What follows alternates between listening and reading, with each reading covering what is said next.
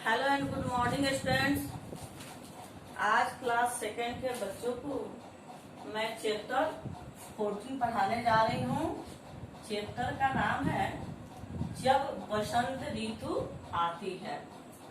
Subject आपका हिंदी है और पेज नंबर 71। तो सबसे पहले बसंत ऋतु के आगमन पर क्या क्या होता है उसके बारे में मैं बाद में बताऊंगी।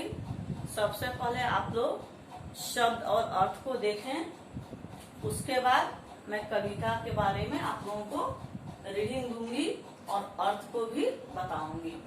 तो शब्द अर्थ में यहाँ बच्चों लिखा है पात। पात मीन्स होता है पत्ता।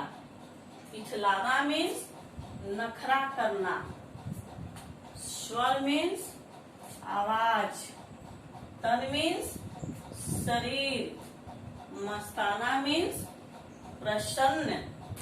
और ऋतु मीन्स मौसम। अब इस कविता को सोहनलाल द्विवेदी के द्वारा एक कविता लिखी गई है और इसमें इस कविता में कवि ने वसंत ऋतु के आगमन का वर्णन किया है कि जब वसंत ऋतु का आगमन होता है तो प्रकृति बहुत ही सुंदर दिखती है और प्रकृति में क्या क्या होता है वो सारी बात मैं आप लोगों को कविता के माध्यम से बताने जा रही हूँ। तो सबसे पहले मैं रीडिंग दे रही हूँ, आप लोग उसे ध्यान से सुनेंगे। अब देखिए, यहाँ सोहनलाल द्विवेदी के द्वारा यह कविता रचित है यानी लिखी गई है। कवि का कहना है कि फूल फूल पर झूल झूल कर भंवरे गाते हैं गाना, डाल डाल पर पात पात पर कोयल का स्वर मस्ताना। इसमें कवि के कहने का तात्पर्य है कि जब बसंत ऋतु का आगमन होता है तो फूलों पर भंवरे झूल झूल कर गाने गाते हैं और साथ ही डाल डाल पर पत्तों पत्तों पर कोयल का मस्ताना स्वर सुनने को मिलता है। मस्ताना मीन्स क्या होता है? मधुर।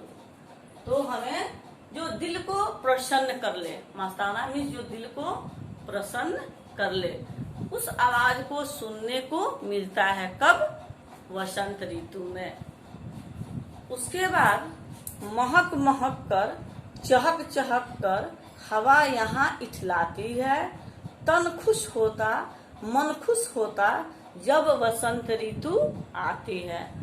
उसके बाद क्या होता है? वसंत ऋतु में हवा जो है बहुत इठलाती हुई अल्हड़ जैसी बहती है। वह महक महक कर और चहक चहक कर इठलाती हुई हवा बहती है, यानी सारे बहुत ही मस्तानी हवा बहती है जो सारे पेड़ पौधों को झकझोर डालती है और मन जो है उसको देख करके वसंत ऋतु में शरीर भी बहुत ही खुश रहता है और मन भी बहुत खुश रहता है।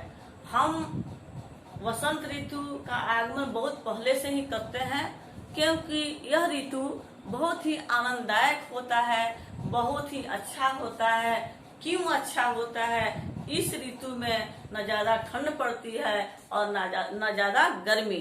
बहुत ही सामान्य ऋतु होती है, बहुत ही अच्छा लगता है। इस ऋतु में मन खुश हो जाता है।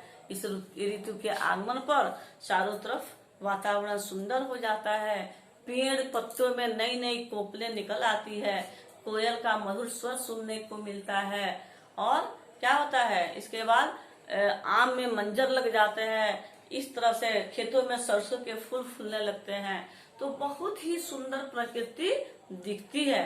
तो यह ऋतु का वर्णन कवि ने इस कविता के माध्यम से किया है। कहने का मतलब कि प्रकृति जो है बहुत ही सुंदर इस ऋतु में हो जाती है। अब बच्चों, यहाँ पर इसका प्रश्नोत्तर PDF के द्वारा आप लोगों के पास भेजा जा चुका है, उसे आप लोग कॉपी में लिखेंगे और याद करने की कोशिश करेंगे। फिर हम लोग नेक्स्ट चैप्टर के साथ मिलेंगे। तब तक के लिए धन्यवाद स्टूडेंट्स। Bye bye. कितने मिनट का है?